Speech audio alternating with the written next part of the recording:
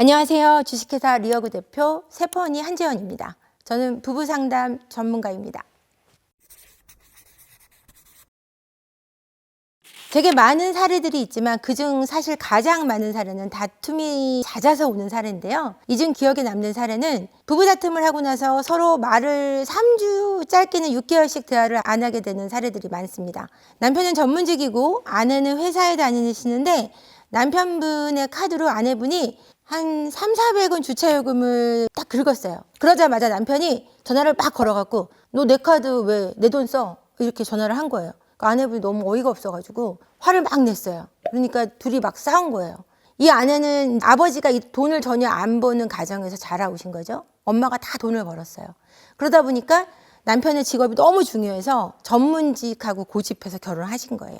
남편이 알고 보니까 경제적으로 너무 꼼꼼한 사람인 거예요. 경제적으로 쥐락펴락하고 막 그러니까 힘드신 거였죠. 남편이 그런 꼼꼼한 면을 떠나서 아내분한테 막 좋은 선물을 막 비싼 선물을 자주 해주시는 거예요. 작은 돈을 아끼시는 분인 거죠. 근데 좋은 선물 할 때는 아끼지 않는 부분은 외면하시는 거예요. 그냥 300~400원에 좀 꽂혀 있으신 거예요.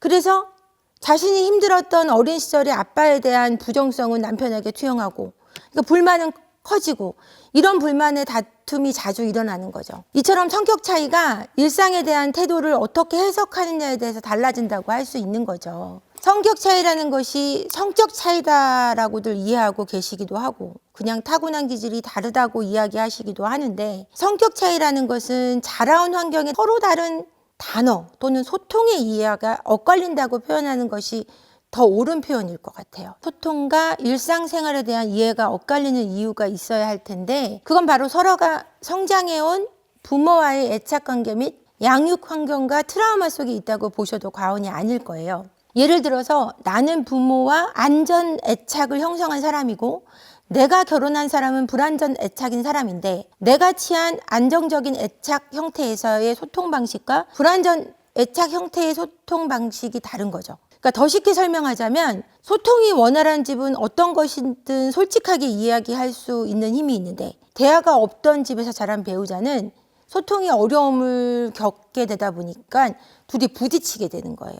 말을 안 하고 싶어 하는 사람과 말로 이해를 구하고자 하는 사람이 부딪히는 건 당연하잖아요. 이러다 보니까 대화가 안 되는 것이 큰 성격 차이 문제로 여겨지게 된다고 생각하시면 돼요. 그러니까 이걸 남녀의 차이로도 볼 수 있는데요.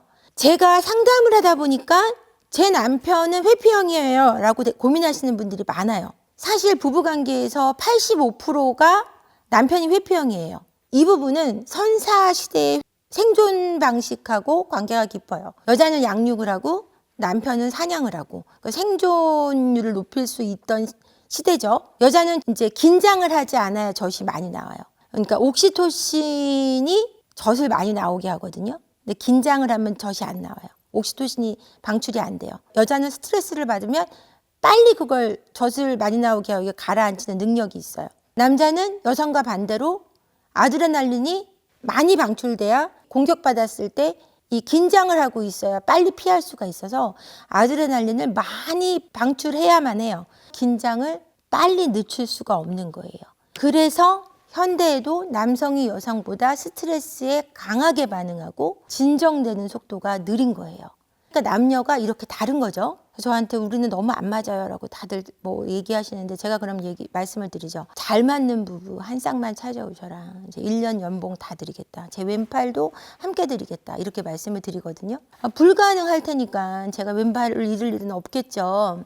그러니까 불륜으로 인해서 이혼을 한다기보다는 내가 사는 배우자와 잘 맞는다라고 생각하고 살아갈 수 없다는 걸 아셔야 된다는 얘기예요. 그러니까 성격 차이가 있는 부부가 정상이다라고 생각하시면 된다라는 거죠. 부부싸움은 성격 차이라는 말로 바꿀 수가 있습니다. 저희 상담소에 찾아오시는 부부들 중에 40%가 성격 차이의 문제로 상담을 오세요. 성격 차이의 문제는 자꾸 다투게 된다는 건데요. 결혼을 앞둔 예비 신랑 신부가 오는 경우가 잦은데요. 헤어질 수는 없고 결혼을 하고 싶고 자꾸 싸우고 이유 없이 다투게 되고 자꾸 싸움이 커진다는 거죠. 한 예비 부부가 왔는데 차만 타면 다툰다는 거예요. 서로의 운전 습관 때문에 자꾸 다투거나 뭐 얘랑이 내가 좋아하는 연예인을 욕해서 다투거나 뭐 이래서 찾아오신 거예요. 이 안의 문제는 얘랑의 직업이 회사 대표로 오래 일을 한 거죠. 그러니까 지배적인 성향이 굉장히 강한 거예요. 근데 아내는 굉장히 무서운 아빠하고의 관계로 인해서 아빠 눈치를 많이 보고 자란 성장 배경이 있는데 자꾸 아빠의 말처럼 얘랑이 본인을 컨트롤하려고 믿는 거예요. 연예인을 욕해서 화가 났다기보다는 내 의견과 감정을 존중하지 않는다고 느끼는 거죠. 싸우다 보니 성격이 안 맞는다고 생각하고 자꾸 다투게 되는 거예요. 이처럼 다툼이 잦고 어떤 연애나 결혼 생활이 끝날 때 이제 어떤 신호의 단계가 있어요. 첫 번째는 결혼 생활이 연애나 이런 것들이 나타난 문제들이 심각하다고 느끼게 돼요. 대화하는 것 자체가 무익하다고 느끼고 나 혼자 해결하려고 하고 별거를 생각해요. 집안에서 별거를 한다거나 물리적으로 떨어진다거나 정신적으로 별거를 하게 되는 거죠. 그래서 외로움에 시달리게 돼요. 그러니까 사소한 문제가 굉장히 크게 심각하게 생각하게 되는 거죠. 그러면 대화가 없어지는 거고 나 혼자 하는 게 나은 것 같고 서로 이제 따로따로 생활하게 되고 너랑 같이 있어도 뭐 외롭다 이런 시가 있잖아요. 그렇게 되는 거죠. 그러니까 제가 부부 상담소로서 오랜 상담을 해온 결과로는 부부싸움이 칼로 물베기라는 말이 맞을 수 없다라고 생각이 듭니다. 그럼 부부싸움 이후에 아무렇지도 않게 생활하는 부부들은 뭐냐 이랬을 텐데 그건 일상을 살아가기 위해서 이제 어쩔 수 없는 거예요. 일상이 지속돼야 되고 아이들도 있고 어르신들도 있고 이러다 보니까 아무래도 그 일상을 살아가야 되니까 그냥 참는 거라고 저는 생각합니다. 그럼 부부싸움은 무조건 안 해야 되는 거냐? 뭐 이렇게 물어보실 것 같아요. 아니죠. 안 싸울 수도 없고. 부부싸움을 안 해야 하는 거기보다는 건강하게 해야 하는 거라고 말씀드리고 싶어요. 앞전 영상에서 외도가 정서적인 욕구를 통해서 더 많이 일어난다고 설명드린 부분이 있으니 이번 영상에서는 섹스리스의 위험성에 대해서 말씀드릴게요. 우선 섹스리스의 정의는 한 달에 1회 이하의 관계를 섹스리스라고 하는데요. 섹스리스를 굉장히 자연스럽게 생각하시는 아내분들이 남편분들보다는 현저하게 비율이 높아요. 제가 상담을 하는 사례 중에는 80%가 섹스리스 문제를 안고 계시는 분들인데요. 제 상담 사례의 50%는 외도 문제고요. 이 수치만으로도 여러분들이 섹스리스의 심각성을 조금 아실 수 있을 거라고 생각이 됩니다. 그중에 제가 기억에 남는 섹스리스 부부는 신혼부부인데 결혼 후 4년째 안 한 부부가 있었어요. 결혼하고 한 번도 안 한 거예요. 아내분은 모델 일을 하세요. 너무 아름다우세요. 그래서 연애 때도 관계가 없었냐고 제가 물었죠. 연애 때는 굉장히 자주 관계를 가졌다는 거예요. 결혼과 동시에 이렇게 되었다고 말씀을 하셔갖고 그 과정에서 어떤 문제가 있었냐라고 제가 여쭸죠. 그랬더니 남편이 집을 사오는 문제로 좀 다퉜다. 그리고 속도 위반으로 아이가 생겼는데 유산이 된 거예요. 그래서 그 과정에서 이제 갈등이 생겼고 그게 너무 힘들었다라는 거죠. 유산에 대한 아픔, 아이가 생긴 거에 대한 너무 놀랐던 거예요. 아이를 갖고 싶지 않았는데 생긴 거죠. 그래서 결혼 이후 관계를 가질 수가 없었고 그 이후 남편이 포르노 중독에 걸렸고 그걸 이어서 성매매 중독이 된 거예요. 성매매로 계속 성적 욕구를 채운 거죠. 거의 일주일에 4번, 5번을 간 거예요. 근데 사업을 하는 분이니까 낮에 다녀오시는 거예요. 나중에 핸드폰 앱에 그 성매매 앱이 계속 깔려있는 간 횟수를 그걸로 알게 된 거예요. 그걸 알고 아내분이 남편의 성중독 문제를 풀기 위해서 저한테 찾아오신 거죠. 섹스를 육체의 문제로 볼 것이냐, 정서적인 문제로 볼 것이냐에 따라 이 문제는 다른 시각으로 볼 수 있을 것 같아요. 섹스를 우리가 육체적인 만족만을 충족한다고 생각할 수 없다는 부분을 말씀드리고자 하는 거예요. 육체적인 부분하고 정서적인 부분이 연결되어 있고 정서적인 부분의 결여가 육체적인 결여로 드러나고 육체적인 부분의 결여가 곧 더 큰 정서적인 결여로 드러나는 연결로 보아야 한다는 거죠. 섹스리스였는데 남편의 지갑 또는 직장 차 안에서 성기능 치료제들을 발견해서 외도를 알게 되어서 오시는 분들이 굉장히 많아요. 나는 안 해도 되니까 남편이 너도 하지 마라. 또는 나는 괜찮으니 아내인 너도 괜찮아야 한다는 방식의 사고로 생각해서는 안 되고 방식의 사고로 생각해서 섹스리스를 방치하는 경우가 많아요. 생각보다 굉장히 많아요. 섹스를 육체의 순간적인 쾌락으로 바라보는 시점이 문제가 아닐까 하는데요. 섹스를 부부관계 속의 소통의 한 방식, 소통의 한 방향으로 바라보시는 관점의 변화가 필요하다고 생각됩니다. 건강하게 다투는 것의 방식이 뭐냐 하실 텐데, 건강하게 다투는 방식은 다들 생각하시겠지만 건강한 대화를 하셔야 될 것 같아요. 내가 원하는 바나 내가 가지고 있는 문제점을 어떻게 말로써 꺼내고 그걸 잘 전달하느냐의 문제일 것 같아요. 제가 상담한 사례 중에 말씀드리자면 이런 관점으로 볼 수 있어요. 부부가 자주 다투는 문제로 상담을 오시면 그럴 경우 제가 왜 다투는지를 보기보다는 사실 그 다툼의 주제로 이내 어떻게 어느 정도의 힘겨움을 호소하는지를 보게 돼요. 이유는 이분들이 다투는 문제가 그렇게 대단한 문제들은 아니에요. 뭐 시댁에 가기로 했는데 늦게 준비했다. 빨리 준비했다. 네가 더 카드를 많이 썼다. 적게 썼다. 네가 더 기분 나쁘게 했다. 아니다. 네가 먼저 잤다. 내가 먼저 잤다. 이런 식이거든요. 서로 자존심 상하는 문제들로 인해서 다투고 몇 주 몇 달까지 대화를 안 해서 힘들어하고 화해의 그 순간을 잘 찾지 못해서 힘들어 하시는 거죠. 다투는 간격 또는 말을 안 하는 기간 동안의 문제로 더 힘들어 하기도 하세요. 이 문제는 부부싸움이 서로 어떻게 화해하는지 모르는 경우가 더 많았다는 거죠. 부부싸움이 이혼의 원인이 되기보다는요, 화해하는 방식의 문제로 인해서 사실은 이혼의 실행 여부가 결정되는 것 같아요. 다투고 나서 화해하는 방식을 모를 경우 서로 하루하루 일생을 보내면서 덮어버리는 방식으로는 이 문제가 해결되지 않기 때문이에요.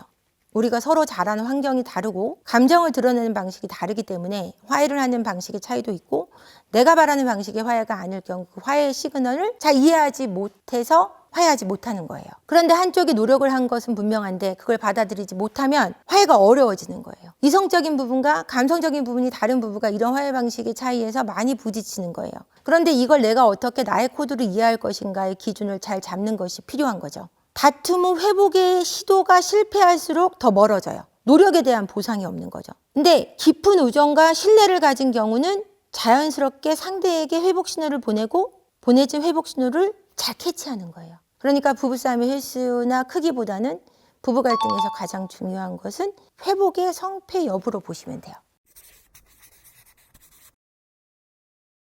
그러면 부부가 어떻게 행복하게 살 것이냐, 이제 이 중요한 포인트죠. 오래전에 다툼이 정말 많은 부부가 찾아왔는데 아내는 홀로 있는 게 너무 힘들고 남편은 부모들이 잦은 다툼에서 불안감이 매우 깊었어요. 그래서 다투게 되면 남편은 높은 불안으로 물건을 막 부숴요. 아내는 홀로 회피하는 형식으로 부부는 다툼을 이제 못 이겨내는 거예요. 그래서 아내는 얼마나 홀로 있는 게 싫은지, 남편분은 얼마나 그 불안도가 높은지 이해하게 해드렸어요. 그랬더니 남편의 불안도를 이해한 아내가 남편을 달래는 방식을 알게 됐고, 아내가 혼자 있는 거를 굉장히 싫어한다는 걸 남편이 알게 돼서 홀로 두는 것을 이제 조금 줄였어요. 그래서 두 분이 너무 잘 지내는 거예요. 둘째가 생겼죠. 여행 가면 맨날 싸우던 부부가 너무 사이가 좋아진 거예요. 그러니까 존 가트만 박사가 세계적인 부부 문제의 권위자신데 이혼하는 부부를 예측하는 실험을 했어요. 이혼하겠다라는 부부를 7년 동안 추적했는데 실제로 98%의 적중률을 드러냈어요. 비슷한 연구로 심리학자인 제니스 키콜트라는 분이 이제 10년 동안 이제 쫓아서 스트레스 관련해서 실험을 했거든요. 근데 이분들이 부부가 싸울 때 남자는 아드레날린이 너무 많이 분비가 돼요. 여자는 스트레스 호르몬이 2배 이상 분비가 되는 거예요. 그 호르몬 문제도 이혼하는 거에 많이 관련이 돼 있다는 거죠. 그래서 이걸 해보니까 이 대화를 나누는 방식에 많은 차이가 있더라는 겁니다. 이혼하는 부부들은 긍정적인 언어를 사용하지 않는다는 거예요. 그러니까 대화를 나눌 때 잘 살려면 긍정적인 언어로 시작하라는 거예요. 좋은 소식부터 들을래? 나쁜 말부터 들을래? 좋은 얘기부터 하란 얘기입니다. 4가지 또 금지사항이 있어요. 비난하거나 모욕하거나 방어하거나 담쌓게 하지 말라는 얘기예요. 부부 사이에 외면하기 시작하고 4년 안에 이혼한다는 얘기가 있어요. 그 사람 눈을 쳐다보기 싫으면 4년 안에 이혼해요.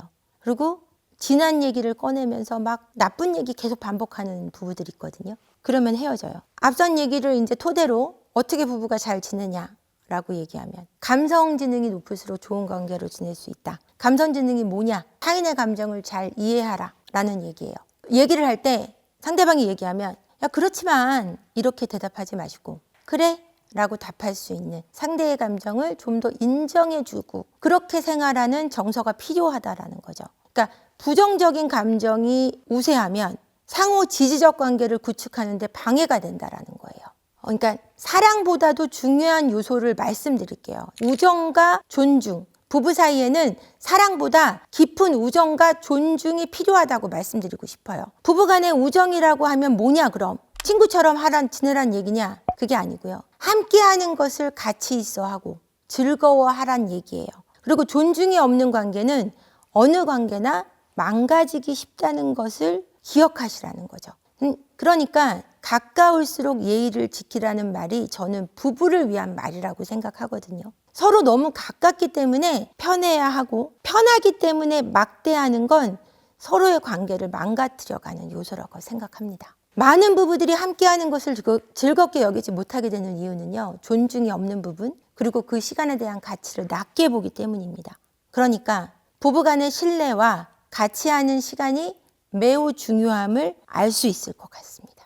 이런 토대를 바탕으로 부부가 가장 잘 지낼 수 있는 방법은 상대를 긍정적이고 가치 있게 바라보는 시선과 나를 존중하듯 존중할 수 있는 힘이 바탕이 되는 가운데 그 안에 깊은 우정과 신뢰가 있을 때 사랑도 견고해질 수 있다고 봅니다. 제가 준비한 내용은 여기까지입니다. 내용이 유익하셨다면 구독과 좋아요, 알림 설정 부탁드립니다. 감사합니다.